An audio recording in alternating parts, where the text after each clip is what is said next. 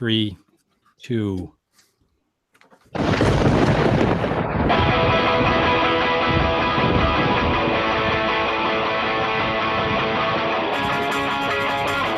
From tornadoes to hurricanes, blizzards, and everything in between, you're listening to the Stormfront Freaks podcast.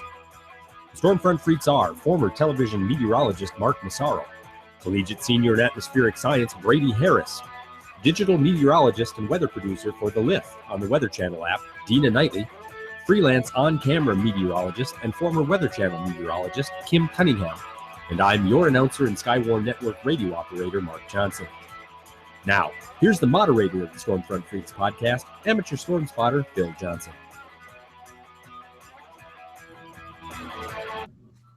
All right, welcome to the most entertaining weather podcast on your listening and viewing device. This is Stormfront Freaks, which is brought to you by AccuRite. We actually had, if you guys remember, we had Brett Ratner from AccuRite on back in our Black Friday episode. Remember, he was like coming in on re-entry or something. We thought he was Yeah, that's right. International Space Station.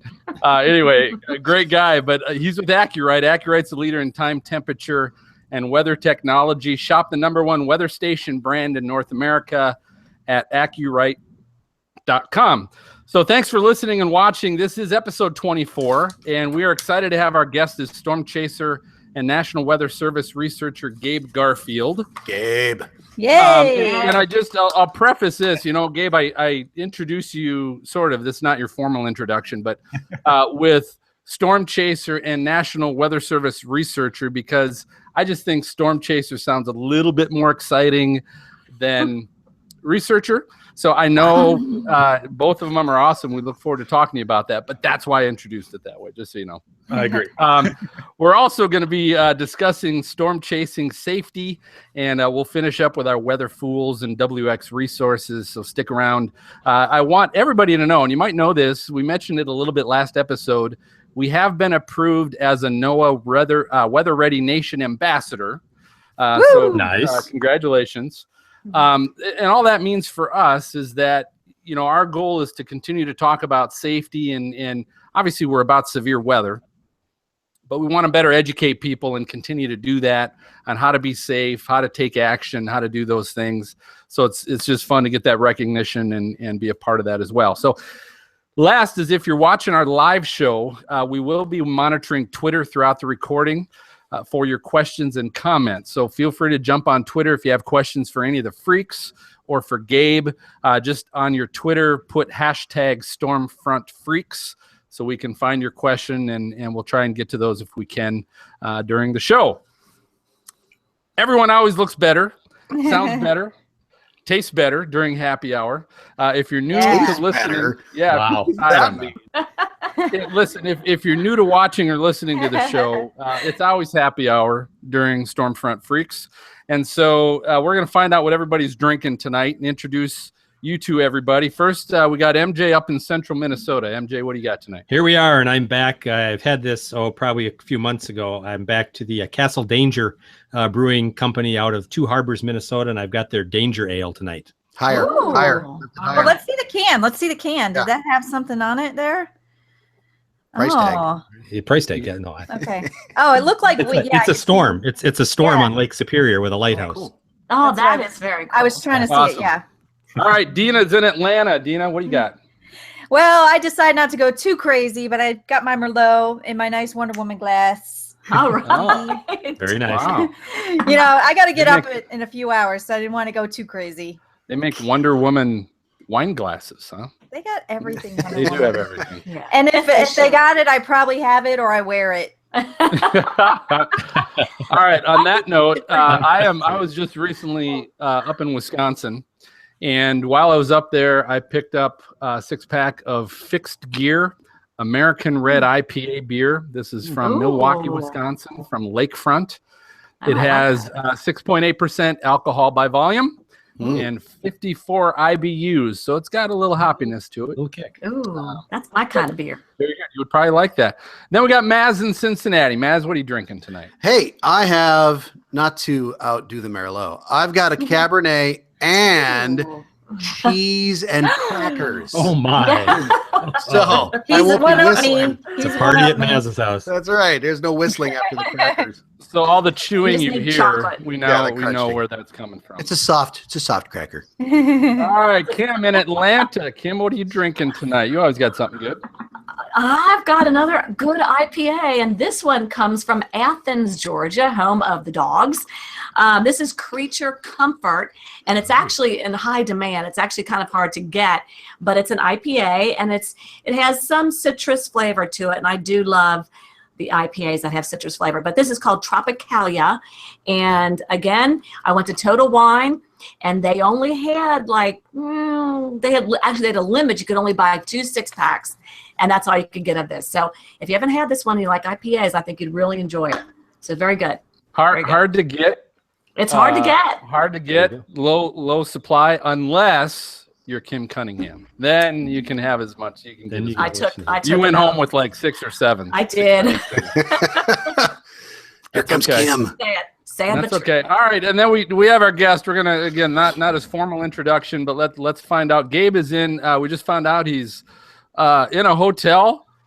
We won't ask any more about that. However, he is in Memphis, Tennessee, home of Graceland. What are you drinking, Gabe? Well, I am teetotaling it tonight because I just got here about 30 minutes ago, and I brought along some V8 energy drink. It's pomegranate blueberry. It's very Ooh. Oh, nice. that's V8?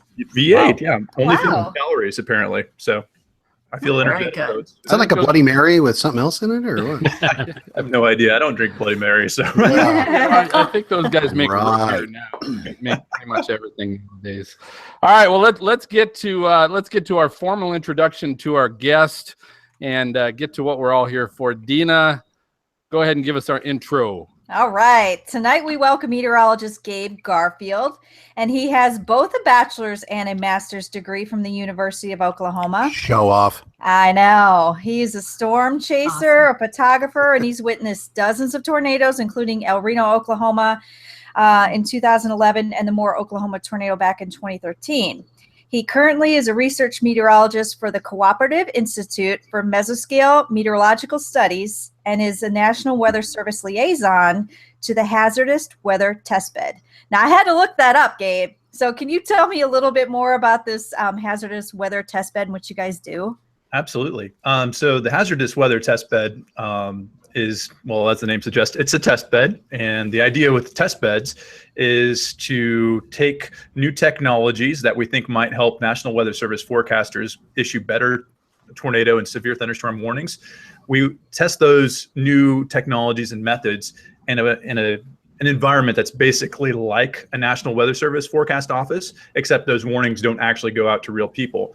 And the reason we do that is because, frankly, we don't want to tweak anything when there's live. So we want to make sure we do it right before we actually start using new things. So that's basically the idea. And so I help take National Weather Service considerations into that office along with severe weather researchers.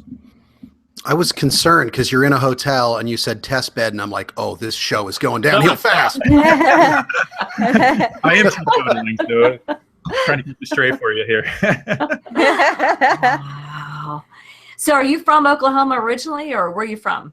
I am. I'm originally from Stillwater, Oklahoma, and that's actually where I grew to enjoy severe weather. And my first tornado experience was actually there in 1990 when an F3 tornado went across the north side of town, and I was, thrilled because nothing exciting happened in Stillwater, and so I figured this would be a good opportunity for me to learn some more about severe weather. So I actually wrote a local television meteorologist named Gary England. You may have heard of him, and wrote him a letter and said, "Hey, Gary, you're going to take your traveling weather show to Stillwater." He had this little variety show that included lots of tornado video, and this was in the days before YouTube. And so I said, "Oh, that'd be a great way to see tornado video. I don't have any access to that." So I asked him if he was coming, and he wrote me back 3 weeks later and said, "Sorry, I'm not going to be able to come, but he gave me this book that he wrote called Those Terrible Twisters in the Weather of Oklahoma." It was about 120 pages long and had color photographs of tornadoes and dates and F scales and all that stuff. And I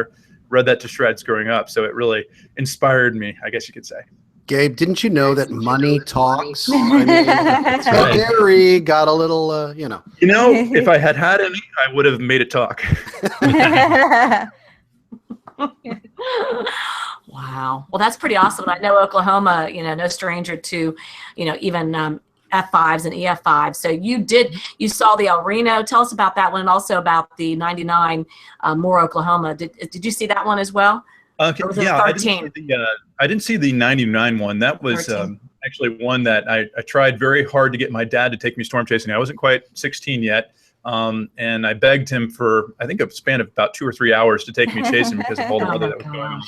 Yeah. But he was worried about the family, trying to stay home. We lived in Norman, still live there. And so he didn't want to leave his post as the head of the household. So I did not get to see that tornado. And I was mad at him for at least a half a year. But we've resolved that since. And he actually was my first storm chasing partner back in 1990.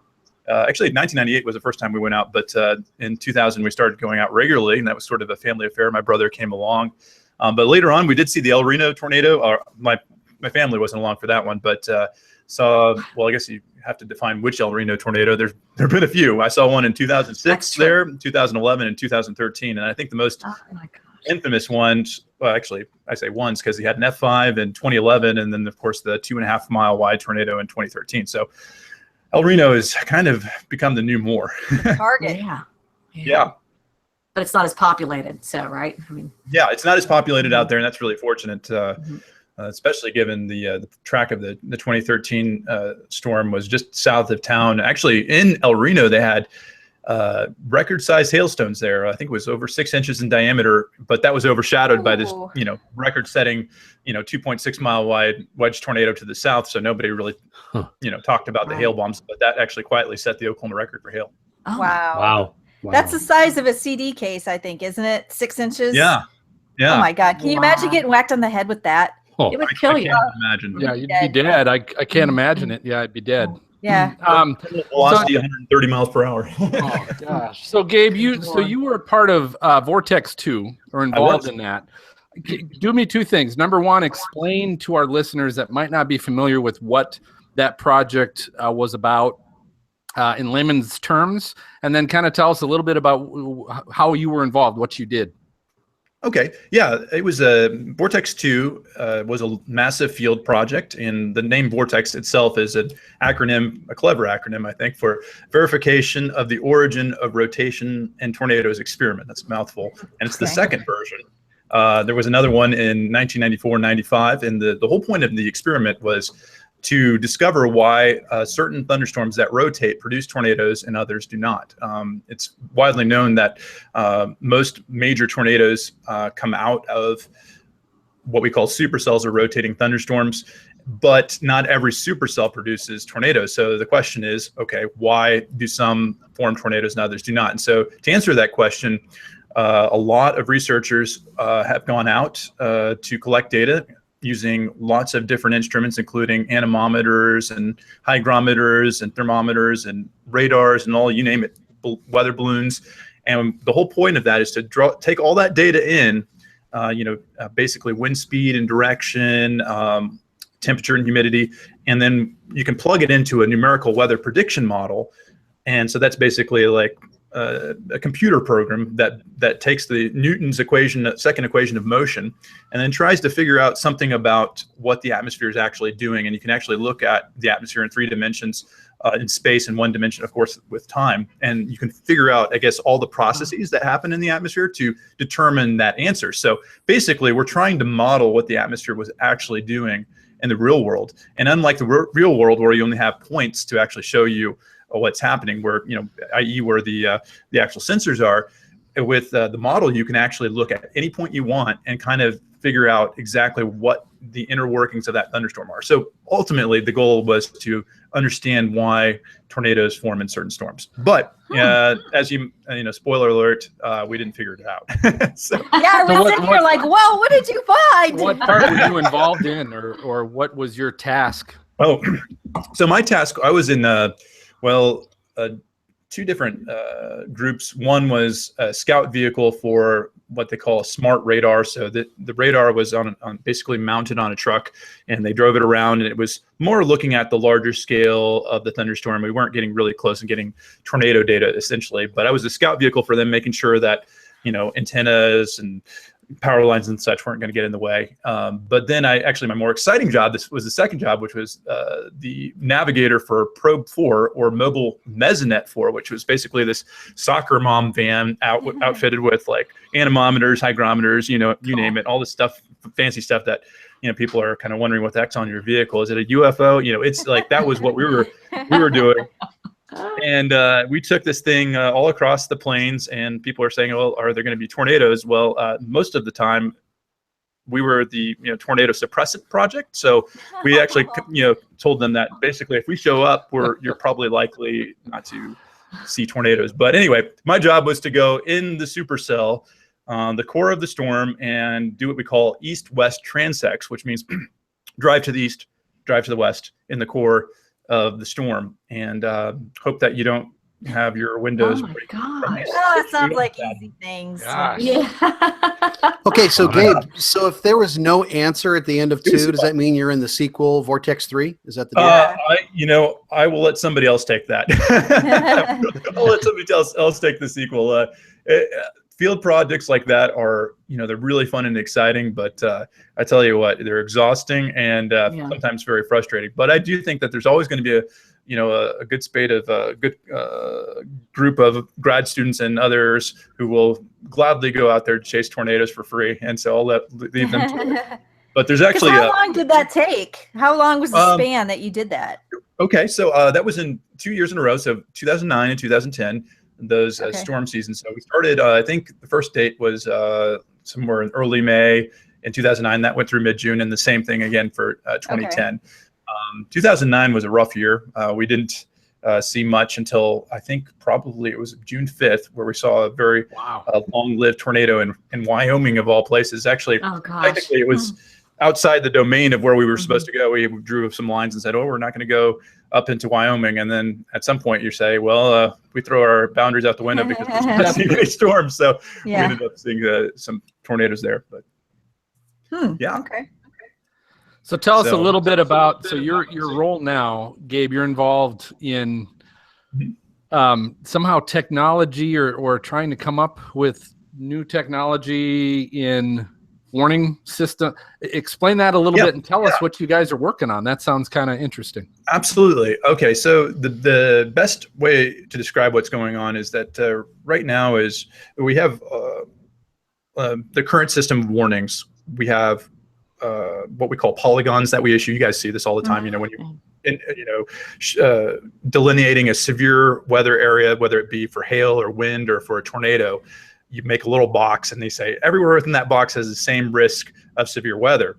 And well, the problem is that not everyone in that box has the same risk. And so what ends up happening is that if the warning lasts 30 or 45 minutes, the people at the front side of the box where the storm first enters, they're going to be out of danger for 20, 30 minutes before that before that warning expires. And so that's a lot of lost time and a lot of time for being afraid of the storm and wondering what's going to happen, even though they're well outside the risk. And so the future, what we're hoping to do, what we're going to try to do is actually create what we call warning plumes. And instead of the boxes, we're going to have little basically shapes and contours that will, if for example at the center of the storm, there'll be, of course, 100% chance of severe weather. And then going out from that in the direction the storm is moving, say 90% or 80%, all the way out to maybe 30% way down the line. And what that will do is allow people, first of all, who for whom that storm is no longer going to be a problem, they move from 100% to 0% when that storm moves, or say 2% when that storm moves past them. And then, down the stream, folks who are in the path of that storm can start seeing their warning probability go up. And we're not sure if we're going to exactly give these probabilities directly to folks, but there will be opportunities for businesses to, weather businesses to take that information and make personal risk profiles so that people can, have their own warning threshold. Say, I will only want to hear about hail if it's 30% or more likely, or 50% or something like that. And so that allows the public to assume a little bit more responsibility if they want to for their own risks, or we may end up creating their own, basically these deterministic warnings that we always use, the legacy warnings.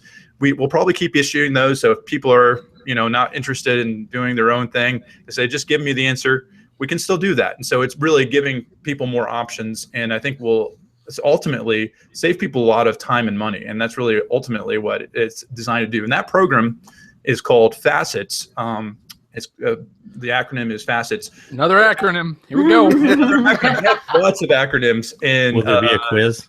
In weather, as you know, but it's forecasting a continuum of environmental threats. And we have a prototype system that we're trying out in the hazardous weather testbed, and that was the big introduction to saying that we're actually looking at something that does this now in the hazardous weather testbed. So a guy named Chris Karstens at the National Severe Storms Laboratory has developed this nice web interface where you can actually create these plumes.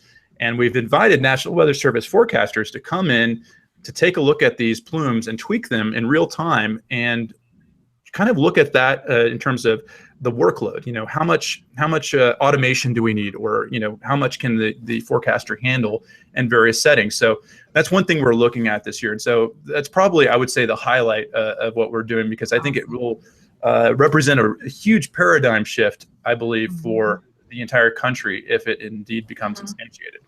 So I know we talked. Now, will you be able to differentiate? Go ahead. I'm sorry. Go ahead. I was going to say, I know we're back in the test bed please. area again, but how are you going to mainly communicate that? Is that going to be through apps, or what's the main source of getting that out? Yeah, I'm not really sure how that, we still haven't really discovered or haven't figured out exactly how we're going to give that information out and push that out. I think my hunch is that there'll be some sort of central server, kind of like the radar feeds that, we use for the 88D. We'll push that out, and then various groups can pull that in and display that however they want to. So I think we're not going to try to get too much into the processing of that and what that individual probability means for anyone. We're going to leave that to the private industry. But I think the idea is that you're creating opportunities for private groups to really create some new business opportunities, and obviously for individuals to assume their own risk thresholds. So, but I can imagine that we're going to still be doing what we'd call the legacy warnings, but they're not going to look like boxes anymore. I doubt we're going to be seeing the polygons anymore.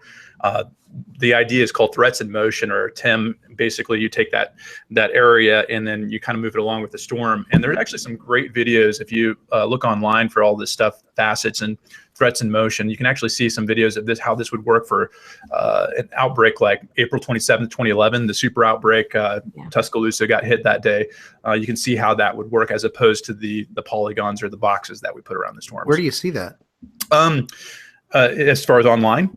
Yeah, if you're gonna, I'd love to see it. Yeah, I don't have a link offhand, but if you look at it, it, sure, yeah, I see how you are. Well, I can look it up right now. Because when do you think the public's going to start seeing this? Do you think? When are we going to?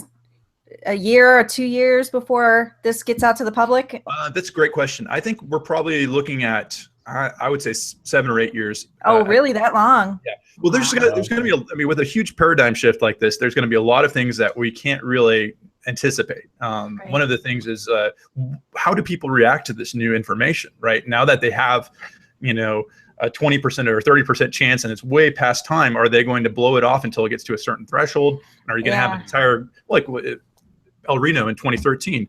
We had everybody leaving town at once, right, to avoid this storm that's coming in. It just produced this gigantic tornado just west of Oklahoma City, and it started moving east. And then people were getting, panicked about, possibly dying in the path of another major tornado. And so they said, I don't have an underground shelter, so I need to evacuate. And so that works, I guess, obviously on a small scale with a small town, but if you've got a city like Oklahoma City, it's more than 500,000 people, and a good chunk of them are leaving all at once. Then you've got traffic jams and people getting stuck in the path of tornadoes. And obviously, a car is a horrible place to be in a tornado. So I think a lot of that stuff we really need to figure out first. And so it's kind of like that do no harm kind of idea. We want to make sure that we dot our I's and cross our T's on this.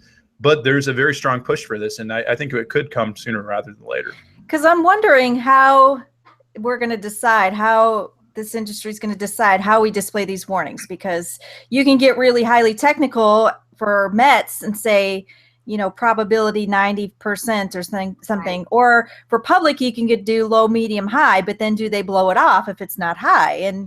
And do other companies display it differently and confuse the public? Exactly. And that's really where I think a lot of the work needs to be done. I mean, it's a great idea in theory, but again, as El Reno event in 2013 proved, that it's not necessarily a good thing to have all this new information. And I think we're going to have to be very careful about who we let have this information.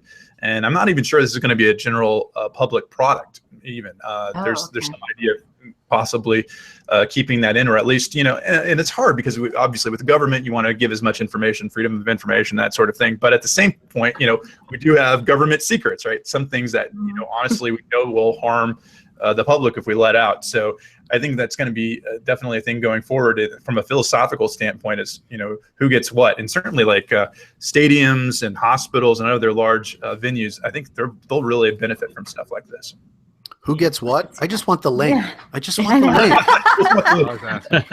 The link will be coming. What about a company like WSI, who's now with IBM with us?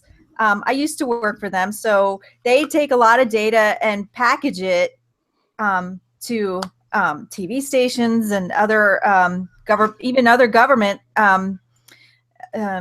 places, but they could maybe take that and package it however they want. So that's where I'm wondering how it's going to end up. It'll be interesting to see. It really will be. I mean, it's completely, I think, beyond what anything we've done before, and I think it's going to present a lot of challenges. And I think that's something well known in the National Weather Service, and we haven't done particularly well anyway. Is just the idea of communication. We're starting to come to an understanding that we need to really figure out how to communicate to the public, because we're a bunch of weather nerds who, we know what we're talking about, but no one else does, right? And I mean, great example is the high risk yesterday, or was it yesterday? I think it was. Yeah, it was yesterday. Yeah, yesterday, where you've got a high risk for severe weather, and I think the parameters favored the possibility of tornado outbreak. But does that mean that that there's no uncertainty with a high risk like that, or does that mean that simply that there's a high risk that if things go just perfectly, things are going to go crazy? I mean, it's a question of what are we communicating? And so I think that is a challenge already. And I think when you add on top of that, this layer of and all these degrees of freedom is going to present a lot of challenges. Well, now, on that note, I'm gonna. Sorry, Kim. That's okay. Quick question. Go ahead if you got a quick question for him. Are you going to be able to differentiate between the types of, the severe parameters, like not 20% chance of a tornado, or decreasing or increasing, and then also hail, and that will all be individualized like that? Yeah, that's a great question. Yeah, actually, that's the idea. So hail, wind, tornadoes, the whole ball of wax there. We're going to try to give individual probabilities for that. So it's going to be really fascinating going forward to see how that works. And there's already some work being done on providing those kind of probabilities. There's actually a new type of algorithm. What is it called? Probability of severe is what it's called, developed by some people up in Wisconsin. And it takes all this different information, like radar signatures from all these years past, combined with satellite, combined with environment, and it actually statistically assigns a probability of severe hail. And so it'll be like 50%, 70%, or 90%. And I actually have been using this in the hazardous weather test bed to identify which storms are most severe. And actually, I think it has great potential, especially for broadcasters who probably on a moment's notice are not going to be able to spend that much time analyzing the storm on air, but are going to need some, kind of quick fix to know which storms are most severe, which storms they need to kind of pay attention to, especially when there are a lot of different storms going on at once. So it's 9:30. What time is test bed? Well, on that note, it is time for our lightning round, which is our round of fun questions for our guest, Gabe. So you get to be our participant this evening. I cheated a little bit, told you ahead of time what it might be about, but I understand you just recently had your first skiing experience. Is that correct? I did. And where was that at? That was in Utah, near Park City. Oh gosh, I can't even remember the name of the place. Somewhere near Park City. That's the main area. That's Awesome. not your first skiing experience was actually on a mountain. That's pretty Out west is impressive. great. It is. Yeah. It was beautiful. Beautiful. Especially when the Wow. snow is like right there when you fall in, it's just like All right, so here's what we're gonna do. The game we're playing tonight, Gabe, is we're gonna call it Match the Skier. okay. I don't have any other better name for it. I had to come up with this. My creative juices weren't flowing as well as normal, probably. But so here's what I did. I jumped on skiingmag.com and ranker.com, and I looked up the 10 most influential skiers of all time and famous alpine skiers. So what I'm going to do is I'm going to start rattling off accolades or successes of a skier. I'm going to give you two options, and you got to tell me which skier those belong to. Oh, So man. I tried to make this. Wow, as this easy sounds as possible. hard. I know. Okay, Just leave it skiing once. yeah, I know. Well, that's why I'm going to try and make it easy. Okay, I'm going to try and make it easy. All right. So here are the first two skiers. You got to tell me which one of these two skiers I'm talking about. We have Bodie Miller, and we have Johnny Mosley. Okay, so this belongs to one of these skiers. They ski in the Freestyle Moguls. This individual was a host in 2003 on Saturday Night Live. And they also performed the quote-unquote dinner roll at the 2002 Olympics, and it was ruled illegal. Is that Bodie Miller or Johnny Mosley? I've never heard of Johnny Mosley, so I'm going to go with Bodie Miller. Oh. That would be Johnny Mosley. So I'm going to give you a second chance. Okay. So here's the next two skiers, either Bodie Miller or Alberto Tomba. Bodie Miller or Alberto Tomba. Okay. This is going to be too easy, but I'll do it anyway. All right. I don't know if it's going to be too easy to me. 5 Olympic gold medals. Okay. Skied in the 80s and 90s. Is Italian. And his nickname was from a well-known song made famous by Richie Valens and Los Lobos. Would that be Alberto Tomba or Bodie Miller? Tomba, or whatever his name is. The first one. Very good. Yeah, he was known as La Bamba. La Bamba. Pronounced Baudet. Baudet is Italian. Baudet Miller. It's Baudet? Bode? No. No, Bodie I'm Miller. kidding. You got it right. Okay. I'm kidding. So, all right, next group. Now we're on the women. We're going to the women. This is either Tiger Woods' Julia girlfriend. Mancuso or Susie Chapstick. Julia Mancuso or Susie Chapstick. Blonde hair, famous for wearing her leotard in the 1970s, and is even more famous for her lip balm commercials. Julia Mancuso or Susie Chapstick? Is Susie Chapstick a real person? She is a real person. She's a real skier. No kidding. Yeah, so what's your guess? I mean, it sounds like a trick question, but I mean, you have to go with the obvious chapstick. Oh, no, sorry. That was correct. I know. User error. This thing is rigged. So it was Susie Chapstick. That was your Bunny Hill question. Okay. Wait, isn't All it right. Susie Chaffee? No, I think it's Susie. Yeah, I think it's Chaffee. Oh, is it It's really? Chaffee. Yeah, she was known named as Susie Chapstick Chapstick. for the Yeah, Chapstick correct. commercial, right? Yeah, you pay me $1 million, I'll call myself Mark Chapstick. All right. Hey, you got to talk to skiingmag.com. That's how they listed her. So I just went with how they listed her. But yeah, you are right. That was not her official last name, but that's who she was known as. So that's fair enough. Okay. All right. So here we go. So you got that one right. Good job. So now we got Julia Mancuso or Lindsey Vonn. Ooh. Which one of these? Oh. Olympic gold in 2006, 2 silvers in 2010, and a bronze in 2014. She has the most Olympic medals for an American female alpine skier, and she also wore a tiara over her helmet during several slalom races. Lindsey Vonn or Julia Mancuso? It's got to be Lindsey Vonn. Right? What? That is Darn it. Really? I was trying to help too.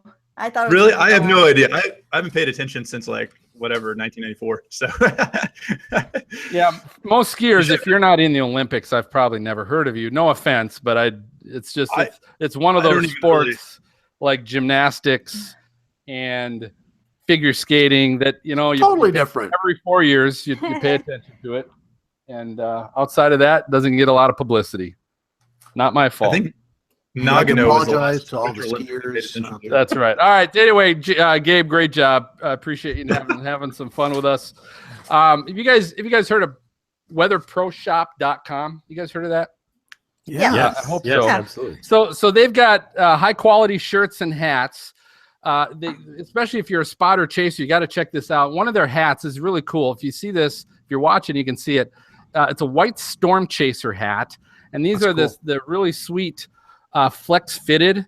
So you get like a size small, medium, large, extra large, whatever. But then it really fits really well with your head. But anyway, here's what I found out. So this is white, and there's a reason why they made the hat, the storm chaser hat, white. And Gabe, you might know this, is because when you're out storm chasing, you probably are getting wind and dirt and all kinds of stuff blown at you at multiple times during your chasing experience. And they made it white because they want to give it an opportunity for you to customize it, right, with your own storm chasing experience. So it gets its own dirt and its own grass stains and whatever else on it, right? So it gets weathered and you create your own. But anyway, that's really cool. They'll also customize your spotter and chaser team clothing. So if you have your own organization or you've got a logo, they'll really help you out with that. They'll create your own stuff for you. They also have these laminated reference materials for spotters and chasers. So these are laminated so they can get wet. Do you get wet, Gabe, when you're out chasing sometimes? Oh, I always stay in the car. A few times. Okay. So you wouldn't know, right? No, anyway, so they're laminated. So he's got reference materials on how to read radar and tornado debris signatures. This one's a cool one that we actually tweeted out because there's a picture of it. It's a hail size guide, quick reference guide. Cool. So you can actually measure the size of the hail. So when you report it to the National Weather Service, you're reporting something real instead of just You saying mean you're not going to bring a teacup? it's the size of a marble, right, or something like Because that. they do have teacup size hail. They Yeah. do. They do. They do. And then You'll hold it then with one pinky in the air, though. the other cool thing is their National Weather Service WFO Quick Reference Directory. So they have the east side of the U.S., the west side of the U.S. He's designated out all where counties of all the states, so you know exactly what National Weather Service weather field office you're in with all the phone numbers. So again, if you're a spotter or chaser, yeah, especially if you're a chaser, right? If you're a spotter, they probably know where you're at. But if you're a chaser and you're in a different area, the phone numbers are right here, so you can contact the National Weather Service and report that. So all of that, you guys just go to weatherproshop.com.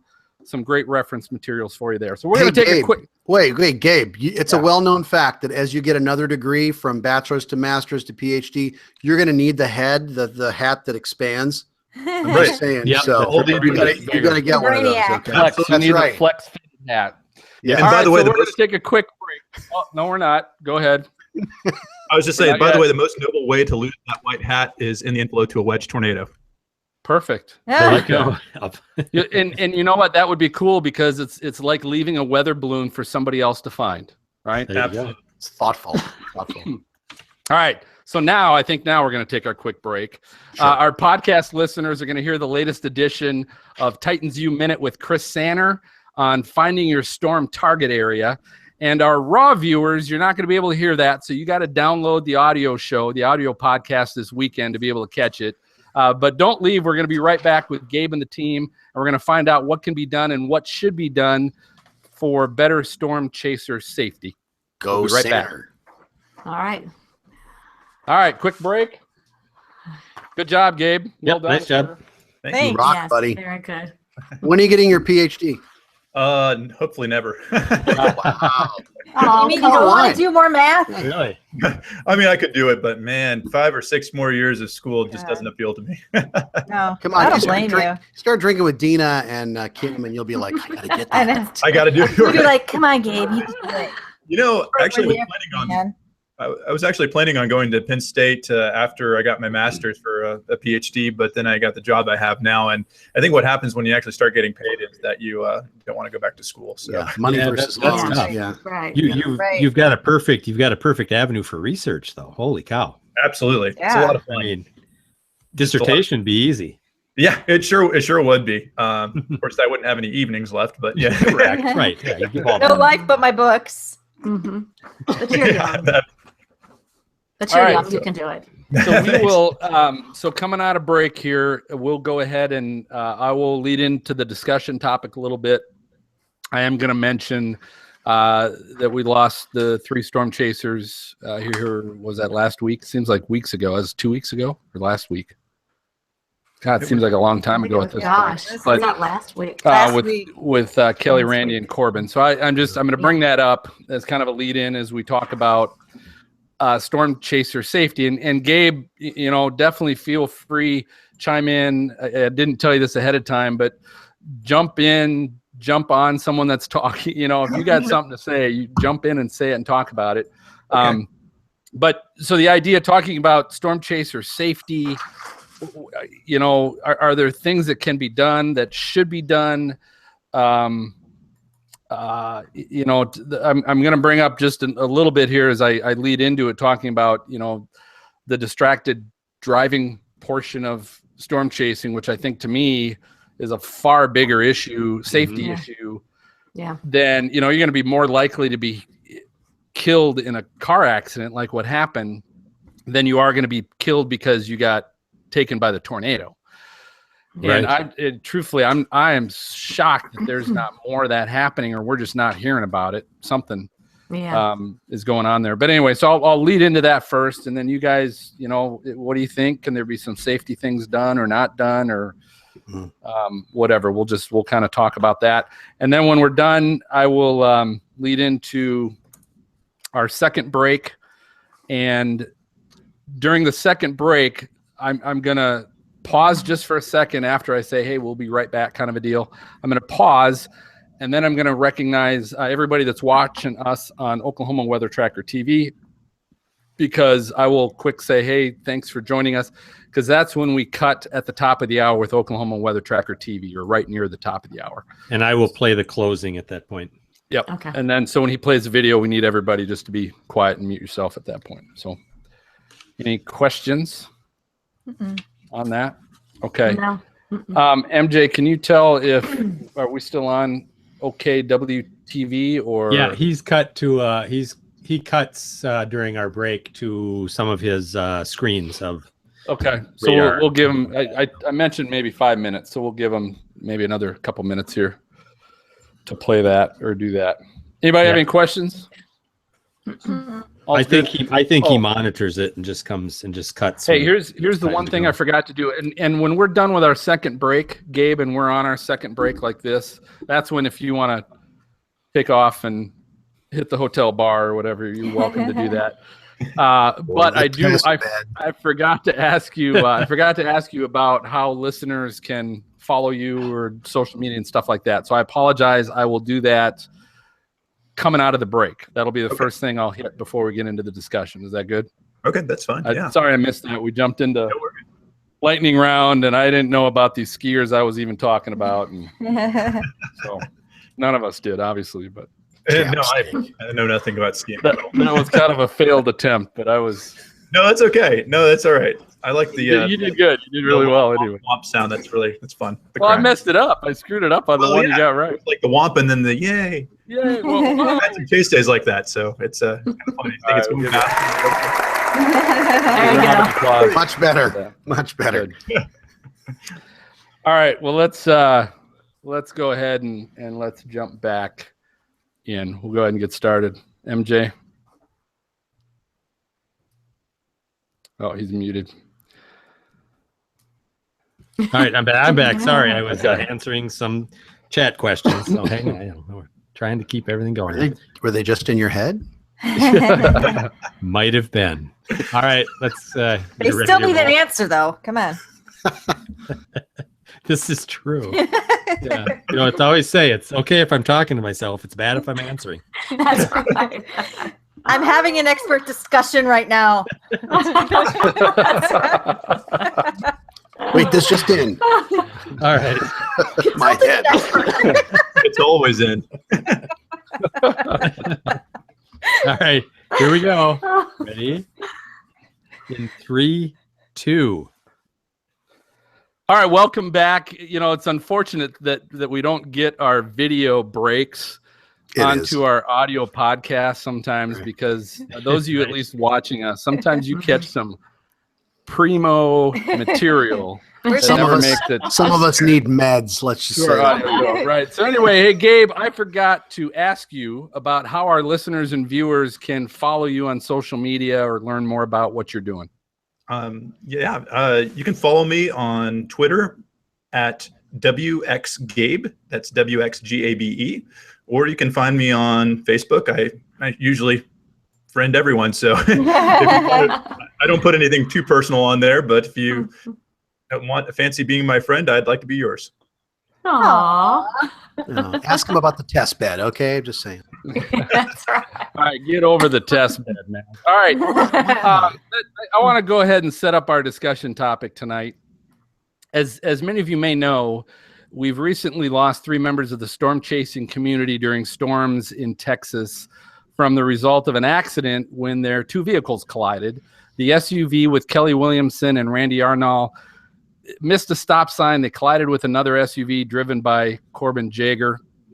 And, you know, that's brought up, and this always does, every time there's an accident, every time there's something tragic, it always brings up the whole safety and storm chasing. Should people even be doing it? And they're crazy and stupid, all that mantra that comes up. And it does surprise me, and I mentioned this during our break, that distracted driving, which is an issue every single day when you drive to work, and that moron next to you is texting.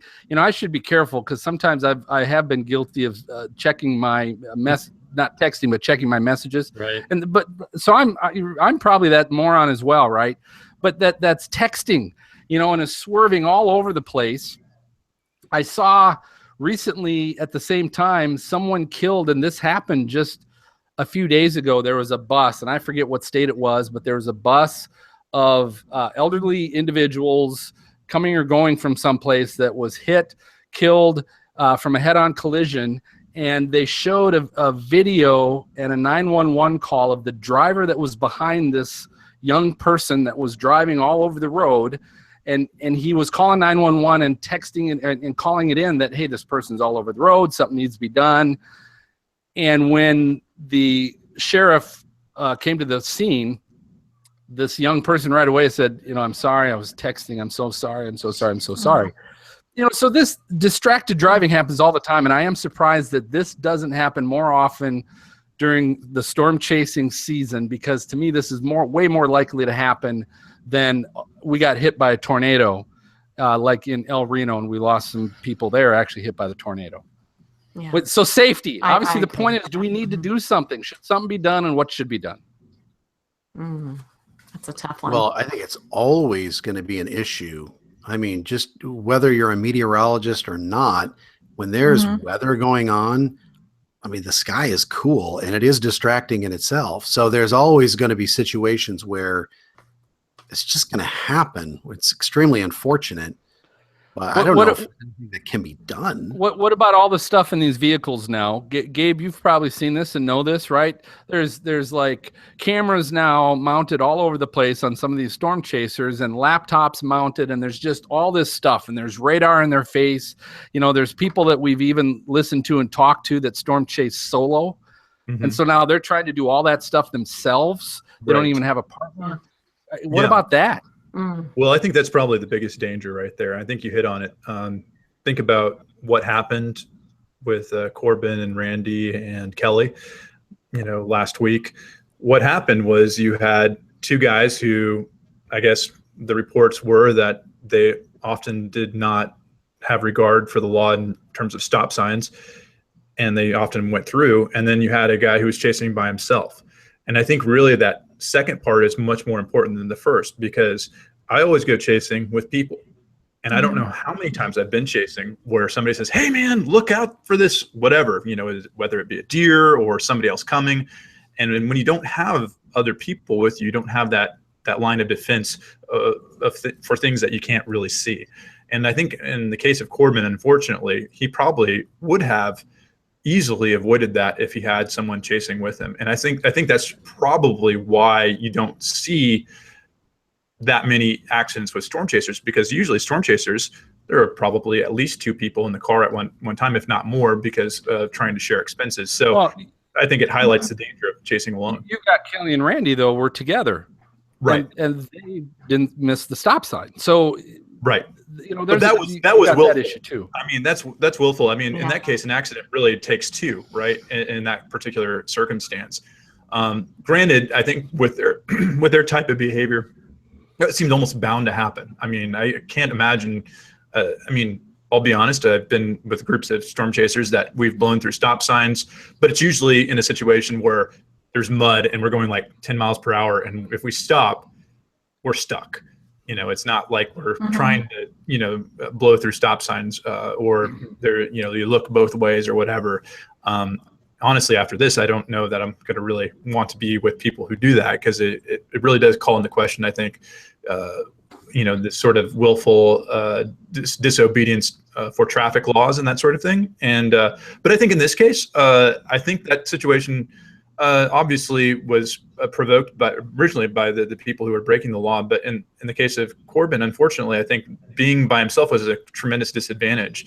And I've been in that situation before by myself. I've chased by myself, and I accidentally put myself basically under a rotating wall cloud, and a tornado touched down like a half mile east of me. And I was like, oh, I did not see that. But if I had been with some others, it would have been better. So I think that's kind of the bigger thing to be gained from this, other than the obvious, which is don't, drive distracted. And I think honestly, that's been something that I've been in the habit of doing that I didn't think was a big deal. And then I realized, oh my goodness, you think you're a lot more cognizant of what's going around you, and you're just not. I mean, today I was actually driving to Memphis, and I looked over in the lane next to me, and there was a lady who was texting and driving and tailgating someone, probably 15 or 20 feet away from her.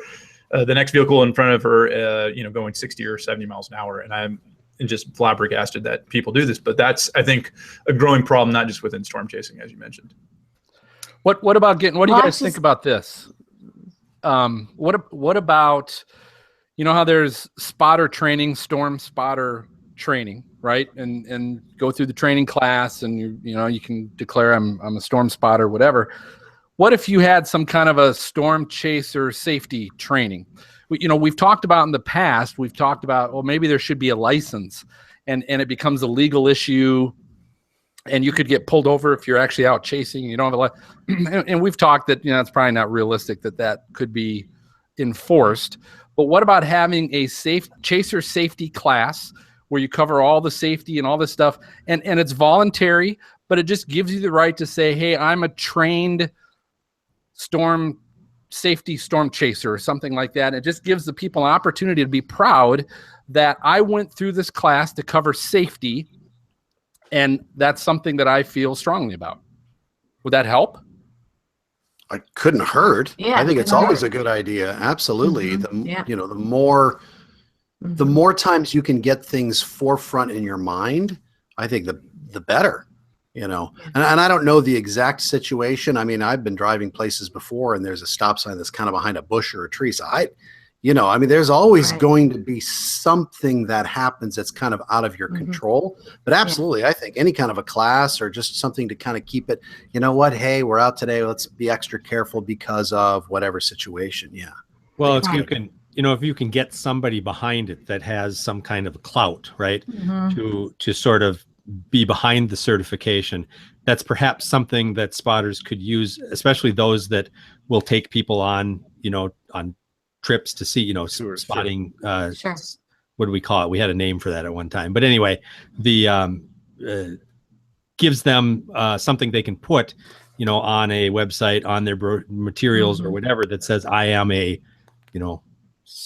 certified safe spotter or something like that. What are the meteorologists? What are those different designations through AMS and NWA? I think they have certifications too, correct? What are those? Yes.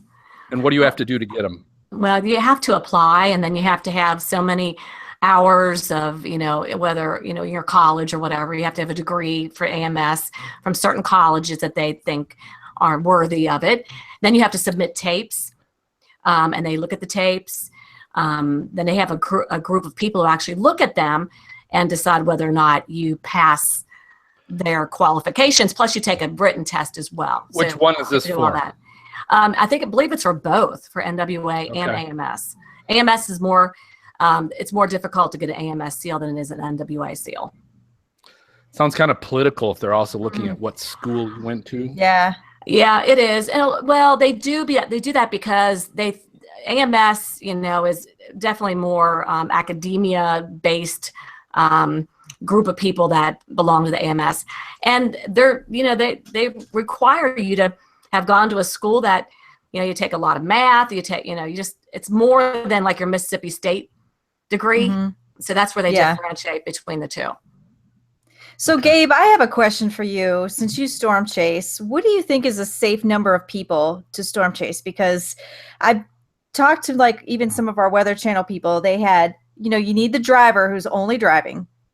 Maybe you need somebody who's doing the talking and doing stuff like that if you're recording it or shooting video. You need somebody just looking at radar.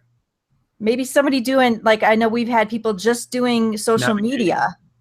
Yeah. Navigating. So you can have 5 people in the car at that point. Yep, absolutely. I think, in my opinion, a bare minimum of 3. I think 3 is good. 2 is sufficient. 3 is good. Anything above that is gravy. I think that with 3 people, you have obviously a driver who can focus on driving. You have a navigator in the front seat along with the driver who can, give the directions and obviously do the meteorology aspect of it. And then in the back seat, maybe somebody who can do the filming or look out for, other circulations or driving hazards or things like that. So, because if you're doing navigating, it's really hard to keep your eye on everything around you. Or if you're driving, you obviously want to keep your eye on the road. So I really think that 3 is the magic number for me. I've known people who have done it all. I don't think you can do it very well. I mean, studies have shown that people don't multitask. They really don't. They think they can. They don't. They actually don't. Well, especially as you get into places you just don't know. I mean, remember in the old movie Twister, you're like, what is this road? This is like Bob's Road. And somebody had to be telling you where to turn. Yeah. Right. Absolutely. And so I think that honestly, I've been in a few situations where, I've been doing all the things, driving, looking at radar and doing all that stuff, filming and out the window. And I would, honestly be horrified to see what my vehicle was doing in those moments, because you see these people weaving, and I'm sure I was, and I just had no idea. Now, of course, there's a difference between doing that in traffic and doing it on some 2-lane road in the middle of nowhere. But even still, I think if you get in the habit of doing that, I mean, studies have shown about habits is that, at a certain point, you just do them without even thinking. That's really the point of habits, is that you can do it when your brain literally shuts off. And so what I found with texting and driving is that, as I've been trying after this, horrible tragedy, I've been trying to break myself of that habit. And I realized it's just something that you do without, oh my goodness, I'm looking at my phone. How did I do that? And so if you're doing that without being mindful, that means that the circumstance that you do that can be safe at one point, or relatively safe, i.e. a 2-lane road in the middle of nowhere, or it could be amongst a whole bunch of people where you could be adding, another degree of danger. So I think that it really is, to me, imperative now that storm chasers realize that they can't do it all. And I think if you think about any hobby out there, it's really an unusual number of storm chasers. I mean, not unusual. I mean, compared to like mountain climbing or something, have died. But like even if you think about traffic accidents, plus obviously in tornadoes, we've lost probably somewhere around 11 people, I think, in the last, I would say 10 or 15 years. And given that the community is maybe no bigger than 5,000 or 10,000, it's actually a significant number have died of unnatural causes. So I think as time goes on, it's going to be more important. And with that, I'll bring this up is because I mentioned this over Twitter as people were talking about deaths and storm chasing, and storm chasing is this crazy thing people shouldn't be doing. And And we talked about skiing, right? My example was, someone that decides to, hey, it's my first time skiing, but I'm going to hit the Black Diamond slope over here. Right. There's nothing that can prevent that person from doing it. Right. Right. They're going to do it anyways. You can put up all the warnings and everything else, but if they still do it, and they could die, and people have died skiing, does that make skiing a bad hobby or a stupid hobby? Or those people that go skiing and put their life in danger going down the black slopes, they're dangerous and they shouldn't do it? To me, it's very similar in regards to doing that. Yeah. But let me share this with you guys as we kind of finish up here, as we're getting to the top of the hour. There is, and Gabe, I saw you retweet this. There was so putting you on the spot here a little bit. There was a storm chasing group, and I'm not going to use their name, that published on Twitter recently a storm chaser leaderboard that showed took all the people in their storm chasing group, how many hours they were in a tornado warned area, how many hours they were in a severe thunderstorm warned area. And obviously the goal is to be on top and to be in those severe areas longer than everybody else. Now, truth, I think it was fun, kind of a fun, neat thing to do, and if you're a group and everything else. But here's the other truth. The public's perception of storm chasing typically is, and especially when you deal with these recent accidents, is, again, stupid, crazy, they shouldn't be doing it, they're whatever. To me, that is cool, but it's not something I would put out publicly. Oh, sure. Okay, but we're trying to talk safety. Does that promote safety? Well, I don't think that it was done for anything other than a joke. I mean, the only way that you can actually stay in a tornado warning that long is if you don't have a 40-hour work week. I'm not going to be longer than 3 hours, every few weeks or something like that. So I think it was done as a joke. But as far as that goes, I mean, certainly there are going to be people out there that are a little bit more hardcore, and if they like to think of being in a tornado warning as, I don't know. I know the guy who did it. His name's David Goines. And he's got a kind of a quirky sense of humor, and the fact that he spent that much time actually putting that together is kind of tells you a lot about him. Wow. All right. Well, any of you guys have any last parting comments on that? I was just going to say, as you put more people on the ski slope, you're bound to the probability of accidents happening out there is going to go up. It's just the way it is. Right. And one more thing, which whoever's driving, you're talking about a meteorologist. How difficult is that? No matter what distractions you take away from them, they're not going to want to look at that EF5 that's to their left. It's like, how are you going to keep somebody from not wanting to look at the weather happening around them? I mean, we have no control over that. So I think it's going to be difficult no matter what. Well, tell us what you think. You can comment by email at questions@stormfrontfreaks.com. We'll try and share some of those on our next show. So we know it's storm season. You might be out there right now. You've got your nice little telephone, your cell phone, iPhone, Android, whatever it is. Rotary. And you catch an awesome video of a great storm, or maybe there's a tornado that went somewhere off in the distance, and you were able to catch some video footage. Here's the thing. What do you do with it? The point is, don't give it away. Okay. And if you get on and you post it on Twitter and Facebook, Gabe, how many times have you gotten ABC News asking you, hey, can we use your footage and give you credit, for free, right? Here's the key. You say no to that. And what you do is you Except contact. if it's me. If I'm asking you to give it to me for free. I would certainly give it to Dina, but otherwise. Here's what you do, right? You get a hold of one of our partners, severestudios.com. We had Corey Hartman on last episode. They're going to be able to help you sell it. They also have chasers. If you're one of the storm chasers and you want to actually try and live stream some of your footage, you need to check out severestreaming.com, a part of Severe Studios. They've got over 1,000 storm chasers that have signed up with them to broadcast severe weather live in the field. So that might be something you might be interested in as well. They were the first to offer pro streaming accounts. So they've been the experts in the field now for a long time. So if you have video that you want to try and sell, get a hold of severestudios.com.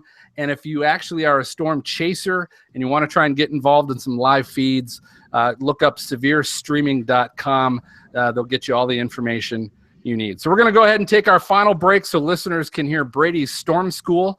The rest of you watching can go ahead and refill your drinks. When we come back, It's time for Weather Fools and WX Resources.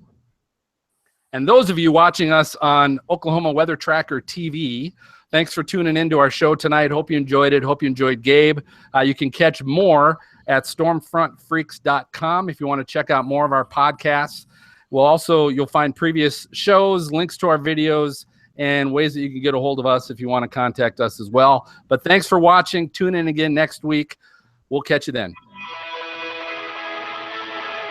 Thank you for listening to the Stormfront Freaks podcast. To subscribe and be notified when new episodes of our bi-weekly show are available, you can go to iTunes, Google Play, or your favorite podcast app and search for Stormfront Freaks. If you would like to contact us with questions or make comments about the show, shoot us an email to questions@stormfrontfreaks.com or follow us on Twitter @StormfrontFreaks. We'd love to hear from you. For show notes, additional information about this episode, as well as past and upcoming shows, videos, photos, and more, visit our website at stormfrontfreaks.com. While you're there, check out the interactive radar provided by our friends at zoomradar.com, providing interactive weather content for web, mobile, and digital displays at cost-effective prices. zoomradar.com. And don't forget to follow us on Facebook at facebook.com/StormfrontFreaks. Join us next time and tell a friend about the Stormfront Freaks podcast.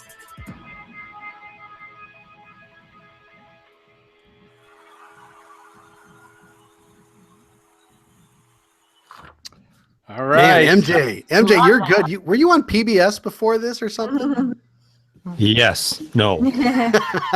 No. You're awesome. Hey, Gabe. You rock 92. Hey, same thing, right? Same thing. Hey, Gabe, quick question for you. Where are you at, or is Behind the Storms? Are you done with that? What happened? What's going on? Oh, yeah, good question. So Behind the Storms is in hiatus right now. I am interested in doing it again, to be entirely honest. I don't think I've talked to my co-hosts on that show. One of our co-hosts, Tim Marquis, is actually now in Chicago. So his life got pretty busy there, and then he just moved. So that kind of necessitated the split. But I'm definitely interested in doing it again, and we'll see what happens. But there's been a lot of requests about that, and frankly, I miss it. I enjoy putting the content together. So should life allow it, I think I'd like to do it, and hopefully within the next year or so. Cool. Good. Yeah. Well, hey, we appreciate you having you on. I will follow up with you this weekend just on some things and kind of let you know. The audio podcast will probably come out Sunday, sometime Sunday, but I'll follow up with you, get you all those links. You can do what you want at that point.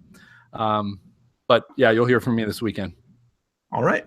Thank you all for having me tonight. Good job, Gabe. Awesome. Thanks. Nice. Yeah, thanks, Gabe. Enjoy the Biltmore. Enjoy it. Right. Nice Go to meeting you. Testbed, would The you? Testbed. The Testbed, yeah.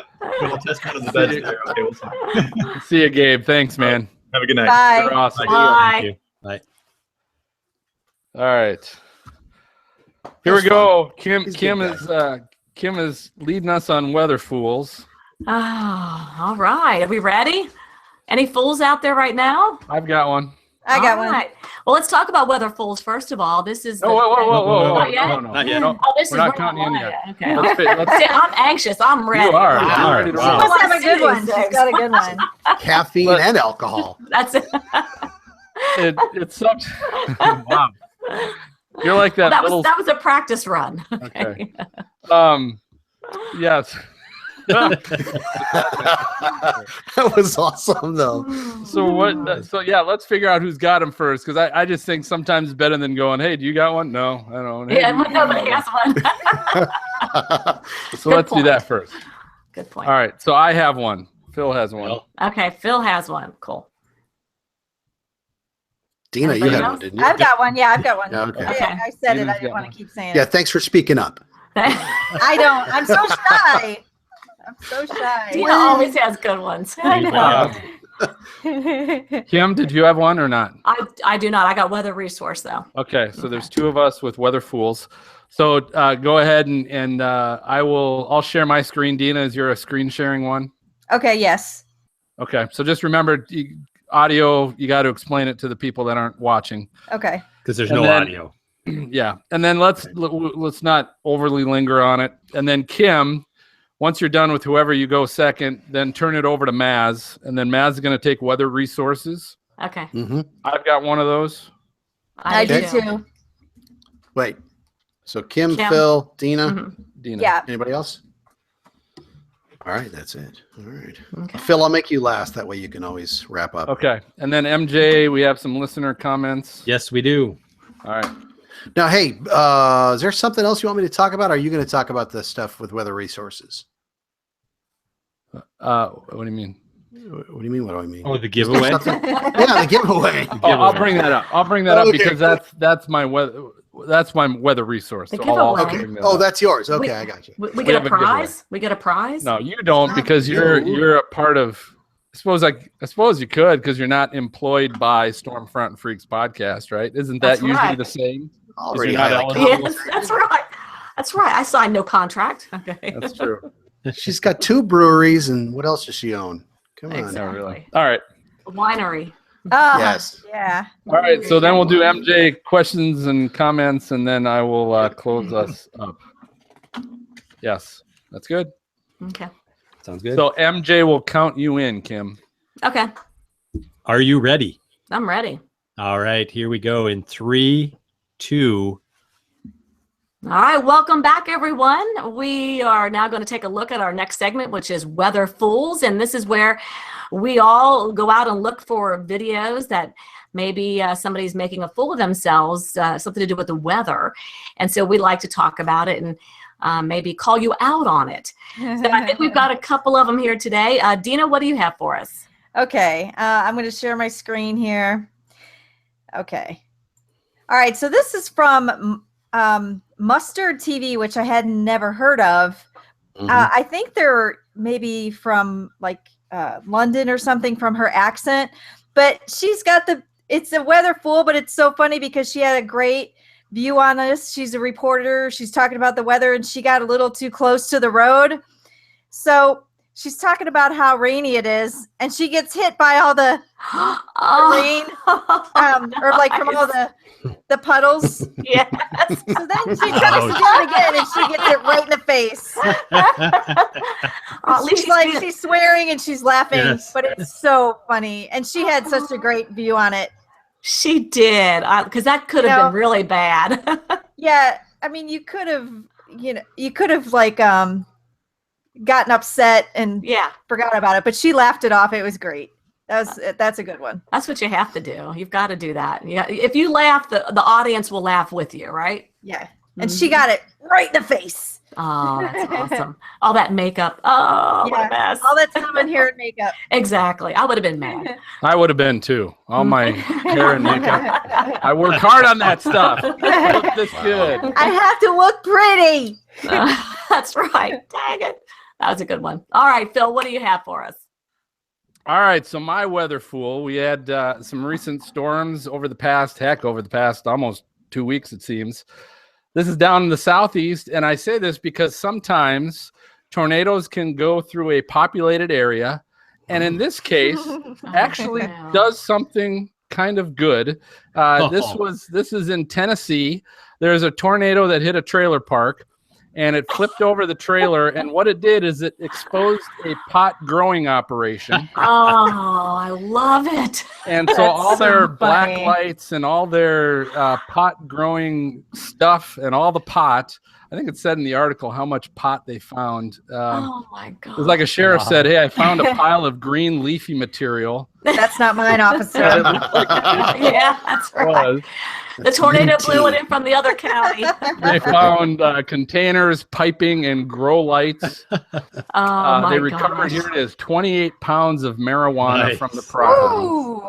How much is that? I wonder how much that goes And for. various drug paraphernalia. So they didn't list the owner. The owner was still actually at large.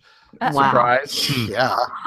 But my weather fool is the owner of the pot growing operation in the trailer that wasn't tied That's down awesome. and got hit by a tornado. And the this was Somebody's got police. to tell us the street value of that. There's a That's- lesson yeah. there.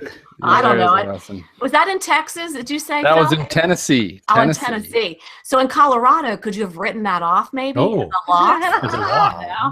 Don't give them ideas. I Yeah, know, exactly. true. Okay. All right, cool. Good stuff, guys. All right, what else do we have coming up here? All right, we got some weather resources, Kim, which is awesome. It's all the new, latest stuff, places you can go check out the newest and greatest weather apps or weather information. So we're going to kick things off first. Let's go with you, Kim. Okay, cool. All right, now this isn't like a weather resource that you're going to, I don't know, get all kinds of cool information about how to forecast weather. This is actually you got me really excited now. What? Okay, what? this is, but it's I'm really related. excited. You really set that up to get me like, okay, this is going to be great. Okay, so this is a weather. Let me share this with you. This is in honor of the super outbreak. Uh-oh, is that doing something weird, guys? Cool. No, it'll show up. Okay, it takes a couple seconds. Okay, the super outbreak of 1974, the April 3rd, 4th. Do you guys remember hearing about this movie that was made years ago called The Day of the Killer Tornadoes? Yeah, but you got to pull it up. You got to click on the tab so we can see the tab. Yeah. Oh, shoot. Let me see. It's like looking in a mirror of a mirror. Yeah, why is it doing mirror? You got to click on your tab. Click on the tab that has the video on it. Up there. Yep, there you go. There it is. I'm going to figure this out one day. You guys, I'm so sorry. Yeah, okay. We have faith. Too much wine. Yeah, well, beer and wine. So this movie, of course, I'm a big super outbreak geek, and so this movie was just so awesome. It's kind of cheesy though for those of you who are a lot younger than me, and if you listen to this, if you're into radio especially, this takes on that dramatic radio presence, that back then this was the way to actually get warned. But this goes into all the different tornadoes that day, and especially, look at this, the Louisville tornado, the Cincinnati tornado, the Xenia tornado, the Huntsville tornado back on that day. Kind of cheesy because they put this like destruction part in there that I know it's not really what happened, but they had that in there. But the teletype, they had to put out warnings on a typewriter. They had to actually use the warning system back then that was, I think it was called the Thunderbolt mechanical siren, that they actually called it in and the sirens went off and alerted people. And in Cincinnati, they hadn't done that in 17 years. Sounds like the bat phone. It is exactly, that's exactly what it's, that's exactly right. But, they got video here in Louisville of the tornado. And then the one in Cincinnati I wanted to show. There we go. That's the one that I saw from my house. This was in Green Township. And if you listen to this, they actually have clips from the radio broadcast that day. I mean, back in 74. So this is just amazing. They put this together. And of course, they got the Xenia tornado in here too. And just a lot of the old stuff. There's that old footage that is really impressive. So those of you in Cincinnati, especially if you're watching this, or Xenia, this is a great one to watch. And again, it's kind of cheesy the way they put it together, but you learn so much about how warnings went out back then.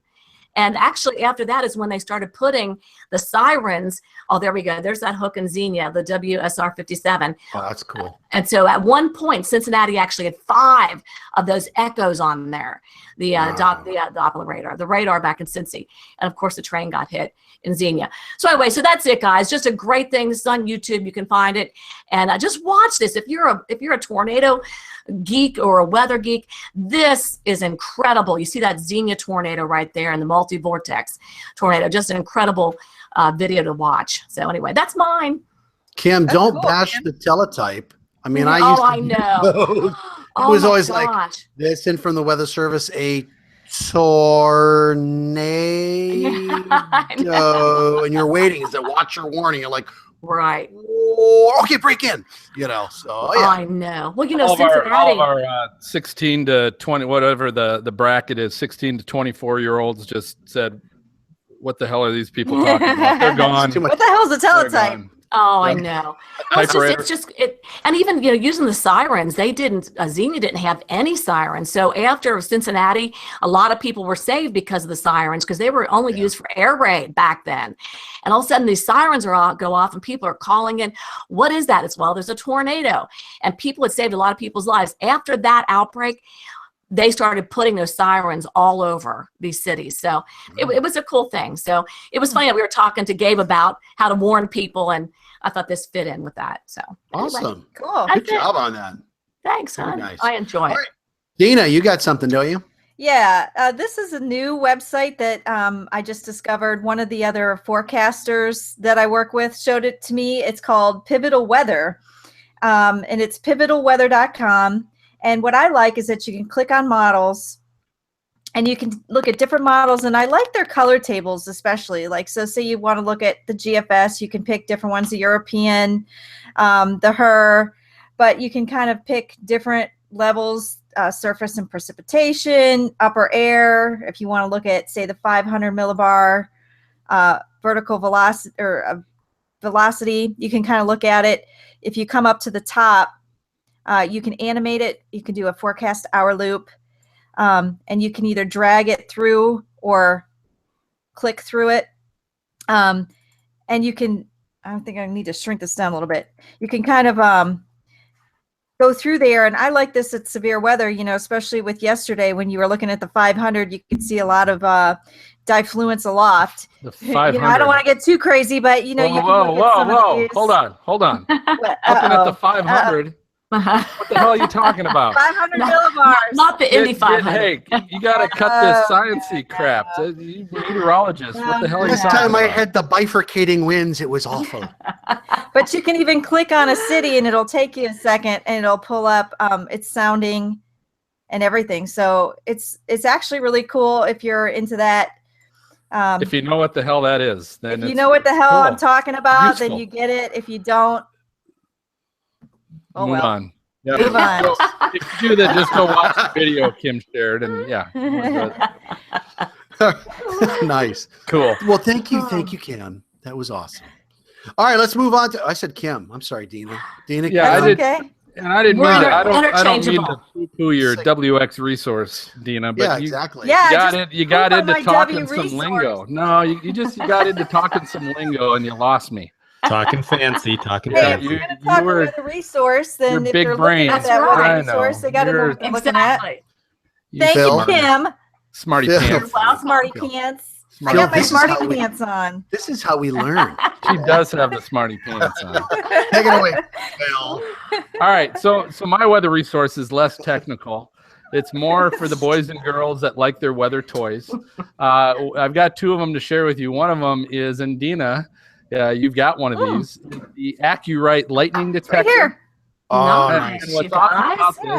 this, you see how handheld, it's a little handheld portable thing. It's actually got a belt clip on it. But it detects lightning and storms within 25 miles. It'll give you an estimated distance. When it catches the lightning, it'll tell you roughly how close it is to you. It's got a light. It's got a warning alarm to it. It'll send you a text on the device. There's text on there as well, which is this is outstanding for anybody that is outside in the weather, meaning you're a golfer, baseball, your kids in their sports games and stuff like that, to have this readily available. If you like to fish, hunt, do those kinds of things, to have it with you, or hike when you're out quite a ways from safety, this will give you a heads up in advance when that's coming. So that's number one. Who's beeping? Yeah, That was me. There's I'm turning lightning it around. off. there's Is there lightning lightning. where you are? I was giving you Better a not live, It's going off. display here. All All right. right. Okay. The second item I wanted to show you is an AccuRite handheld anemometer. So if you are a spotter or storm chaser, this is a cool device. The wind meter, the anemometer itself, extends upward from the Ooh, device. Look at that. I need Isn't that one. kind of cool? All right. Nice. It's got a little LED light at the end of it. I don't have batteries in it right now, but there's a little LED light at the end. But it measures what's that temperature, for? humidity. When it gets dark in a storm and you need a light to see something. I don't know. No. Okay. But it measures, listen, it not only measures wind speed, it measures temperature, humidity. It'll give you a heat index. It'll give you a wind chill index. All is measurable. It also gives you, the altimeter is on here, so it gives you an altitude of where you're at. But one cool little handheld device, to me, it's just great because it can help you measure wind speed. And if you're a spotter or chaser, that can be important information you can pass on to the National Weather Service. I just want to carry it around in my purse. Yeah. Look And pull cool. it out once in Pull a it while. out and Oh, look cool. cool. I'll All miss right, you. so we will have all of our weather fools and all of our WX resources we'll post in our show notes, which you can find on stormfrontfreaks.com. Let's get to any listener questions or comments. MJ? Yeah, we've got a few. We had actually an active YouTube chat going on tonight. Love you guys. Good. In a All good Love way, right? activity. Paul, Have a Debbie, drink. Matt, Richard, and others were Cheers. having a lot of good conversation, so we appreciate that for sure. Thank Dennis Brecht tweeted a question to us that I think maybe Dina has the answer to. Okay. How many tornado fatalities were there in 2016? In 2016, I just looked it up under the Storm Prediction Center. There were 17. So they had a couple in January, February, April, and November. But you know what's interesting is it's 2017. We're only in April, and there's 27 already. Wow. Yeah. Wow. Yeah. It's been So- active. Yeah. Been active year. Yep. Yeah, And Yep. Georgia's had the Good. most tornadoes this year already. that's Good. insane. Thanks, That is Dina. insane. Yep. Thanks, Okay. Steve, for answering that. At Marshall G Music on Twitter also sent us a comment after our last show. Said, excellent move having Chris do a Titan U minute on your podcast. Subscribed. So thanks, Marshall, for subscribing. I agree. Awesome. Thanks. Very All That's right. been a great Nice. episode. Yep. That's a cute little segment. Awesome segment. If you're watching, you're missing it because we only put it on our audio podcast. Correct. But the Titan U minute, I always got some neat storm chaser kind of tips. Is really what it is. So he does a good job with that. Yeah. Yep. And finally, or another one, actually, Dennis Becht again. After, of course, the accident, says, I'm devastated. Kelly and Randy were a part of the same team I'm with. Thoughts and prayers going out and some tears as well. And we also did have a few comments on our episode 17 on YouTube, folks who passed on condolences as well. So we want to recognize that as well. And that's it. Okay, and on that note, I'll let everybody know that next week, April 13th, so basically next Thursday, we will be re-airing episode 17 with Kelly Williamson. We were fortunate enough to have him as a guest right after Christmas this past year, so about 4 months ago. We had him on as a guest, and that was episode 17. You can find it on our YouTube channel, but we're also going to be airing that on Oklahoma Weather Tracker TV to kind of celebrate his life and in honor of him. That will be next week on Oklahoma Weather Tracker TV if you want to follow that. But otherwise, I think that about does it for this episode of Stormfront Freaks. And if you have been watching or if you're listening, we appreciate you taking the time to do that. I hope you enjoyed the show. Leave us a review on iTunes if you're listening to us on your iPhone or iPad or Mac or whatever. We'd love the iTunes reviews because it just helps other people, find us. Wanted a special thanks to Gabe Garfield for coming on. And our next episode in 2 weeks, we're a bi-weekly show, is going to be on April 20th, again at 9 o'clock Eastern, 8 o'clock Central. We will be with, and this is kind of neat, you guys know we've had a stretch here of having storm chasers on lately. Yep. Mm-hmm. We're taking a quick break from that, and we're going to have on a TV meteorologist. And here's the part I want to learn more about, and I think is pretty cool. He's also the forecaster for Roto Grinders Fantasy Sports. Rotogrinders.com is a fantasy sports site. And he does the forecasting for, now he's doing all the Major League Baseball games. Wow. Oh, nice. He does their forecasting. He's also doing the PGA golf events. And I think he's been doing the college football, maybe NFL, but I know he's been doing those outdoor games as well. So just neat to find out that he's got to be active in forecasting all of those sporting events for the people that are laying down big bucks on fantasy sports now. Right. There's no pressure at all. Exactly. So go to stormfrontfreaks.com and you can watch it live. This will be in 2 weeks on the 20th. So for MJ and Maz and Dina and Kim, we don't have Brady tonight. He's on a date, I think. Hockey. Good for him. We couldn't quite figure it out. He was calling it some kind of hockey championship, but Yeah. Tell we everybody. don't know what it is. But That's what they call it these days. I'm going to go ahead and signal the Wow. all clear, and we will catch you all next time. All right. Bye. Bye. Bye, everybody. See ya. All righty. Oh, That was good. that That was was good. fun. He was great. Gabe was Yeah, great. he was, That was very good. awesome. Very awesome. All right, guys. Well, I got to go. I got to get up early, do some traveling. But listen, I'll see you guys in 2 weeks, and we'll celebrate my birthday. That's my birthday. That. Oh, Oh, yeah. awesome. I'll Yes, bring a beer. Awesome. Yes. Way to sneak Happy in number birthday. 39 there. Way to go. Yeah. I'll have 2 beers that night. How's that? That should Good be for a fun you. show.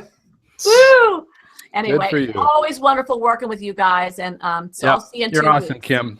Thank Okay, you. guys. Bye, everybody. Have a good trip. Bye. See ya. All Okay. right. See ya. I'll see you. Bye-bye. All right. Yeah, I got to get up in about 2 hours. So She's got to hit the test bed. Yeah, exactly. All right, Dina. it's past my test bedtime. It's test bed time. Yes, All right. Love you, Dina. You're my awesome. test bedtime. All right. Love See you you. guys. Good night. Bye. Have a good Friday. Okay. All right, we can talk about it.